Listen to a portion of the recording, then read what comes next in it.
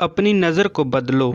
एक बार एक बहुत बड़ा नेता एक साधु के छोटे से आश्रम में गया। वह साधु के बारे में बहुत सुना था, तो उसके मन में आया कि मैं एक बार जा करके देखता हूँ कि लोग उसकी इतनी तारीफ क्यों करते हैं। जब वह उस आश्रम में गया तो वहाँ पर एक छोटा सा कमरा था जहाँ पर एक कालीन बिछा हुआ था। वहाँ पर कुछ लोग नीचे बैठे हुए थे और साधु जी सामने बैठे हुए थे। कुछ सवाल जवाब चल रहा था। वह नेता उस आश्रम में आया और उस नेता के साथ 4 बॉडीगार्ड भी थे और उसकी यह आदत थी कि जहाँ पर भी वह जाता था लोग अपनी जगह से खड़े हो जाते थे और उसकी तरफ देखते थे, हाथ जोड़ते थे और सर झुकाते थे। लेकिन यहाँ पर ऐसा कुछ भी नहीं हुआ।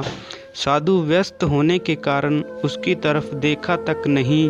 तभी नेता को लगा कि यह मेरी बेइज्जती है और वह इस बात से गुस्सा हो गया। नेता ने थोड़ा गुस्से से साधु की बात को बीच में काटते हुए कहा कि मैं आपसे कुछ कहना चाहता हूँ। साधु ने उसकी तरफ देखा और बोला, आप थोड़ी देर रुकिए, पहले मैं इनके सवाल का जवाब दे दूँ, उसके बाद मैं आपसे बात करता हूँ। तब तक आपका अगर चाहे तो आप बैठ सकते हैं। बस साधु का इतना कहने की ही देरी थी। नेता का चेहरा गुस्से से लाल हो गया और फिर उसने अपना सारा गुस्सा उस साधु पर निकाल दिया। तभी तक वह नेता बहुत तमीज़ से बात आप कह करके बात कर रहा था, लेकिन अब वह तू तड़ाक पर उतर आया। नेता ने उस साधु को कहा, तुझे पता भी है मैं कौन हूँ और तू किससे बात कर रहा है? साधु ने उसकी तरफ देखा और कहा, मुझे इससे कोई फ़र्क नहीं पड़ता कि आप कौन हैं, लेकिन आप जो कोई भी हैं, अगर आप चाहते हैं कि मैं आपके सवाल का जवाब दूं या आपसे बात करूं, तो आपको कुछ देर रुकना होगा। और साधु की यह कहते हैं नेता गुस्से से पागल हो गया और वहीं सब के सामने चीखने चिल्लाने लग गया, अब मैं तुझे तेरी असली औकात दिखाऊंगा। तूने मुझसे पंगा लेकर के ठीक नहीं किया। तुझे पता भी है तेरे बारे में क्या सोचता हूँ।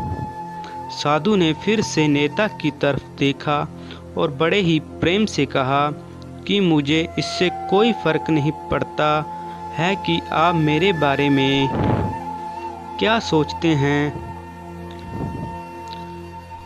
आप जो चाहें वह मेरे बारे में सोच सकते हैं। दोस्तों, आपको हमारी कहानी कैसी लगी कमेंट में ज़रूर बताना।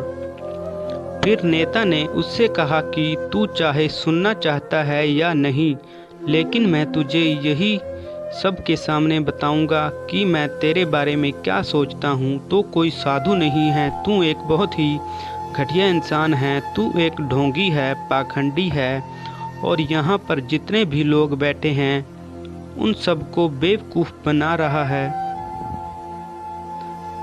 तेरा बस एक ही मकसद है, इन लोगों की जेब में जितना भी पैसा है वह सब तेरे पास में आ जाए। तू अपने फ़ायदे के लिए इन लोगों का इस्तेमाल कर रहा है और अब मैं तुझे नहीं छोड़ने वाला हूँ। पूरी दुनिया के सामने तेरा पर्दाफाश करके रहूँगा। दोस्तों, आपको मेरी आवाज़ अच्छी लगती है या नहीं कमेंट बॉक्स में ज़रूर बताना।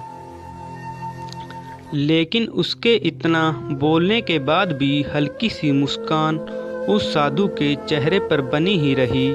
यह देखकर वह और भी तिल मिला गया और उसने कहा, अब बहुत हो गया, अब मैं यहाँ 1 मिनट भी नहीं रुकने वाला। लेकिन अभी भी तेरे पास मौका है।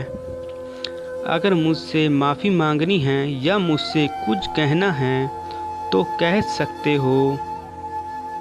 इतना सब होने के बाद भी साधु के चेहरे पर एक मुस्कान थी और वह बिल्कुल शांत था। और फिर उन्होंने अपनी आंखें बंद कर ली और फिर साधु ने अपनी आंखें खोली, हाथ जोड़े और कहा कि मुझे आपसे कोई गिला शिकवा नहीं है। आपके लिए मेरे मन में कोई भी गलत ख्याल नहीं है।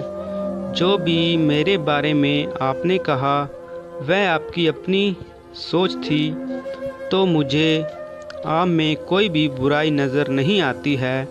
मुझे आप बहुत ही भले इंसान लग रहे हैं। और साधु के इतना कहते ही नेताजी का दिमाग 7वें आसमान पर पहुंच गया।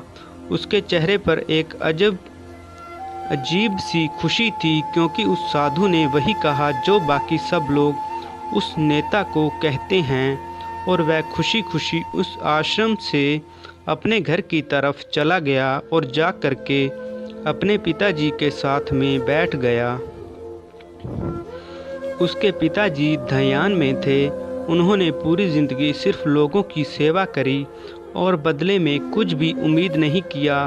तो थोड़ी देर बाद जब उन्होंने अपनी आंखें खोली और देखा अपने बेटे को अपने साथ बैठे हुए, तो उनके बेटे के चेहरे पर आज एक अजीब सी खुशी थी, जो आज से पहले उन्होंने कभी नहीं देखी थी। फिर उसने एक एक करके सब कुछ बताया कि आज क्या हुआ, किस तरह से वह आश्रम गया और वहाँ पर क्या हुआ उसने कहा, और साधु जी ने क्या कहा। जब उसके पिताजी ने पूरी बात सुनी तो थोड़ा सा मुस्कुराए और अपने बेटे को देख करके बोले कि उन्होंने तुम्हारी तारीफ़ नहीं करी, क्योंकि उन्होंने वह नहीं कहा कि जो तुम हो, उन्होंने कहा कि वो खुद हैं। और तुमने जो भी कुछ उनको कहा वो नहीं कहा कि जो वो हैं, बल्कि तुमने वह का जो खुद को हो। यही बात वेदों में भी कही गई है, यथा दृष्टि तथा सृष्टि। यह दुनिया तुमसे वैसी नहीं दिखती जैसी ये दुनिया है, यह दुनिया वैसी दिखती है तुम्हें जैसे तुम खुद हो। जिसकी नज़र जैसी है उसके लिए यह दुनिया वैसी है।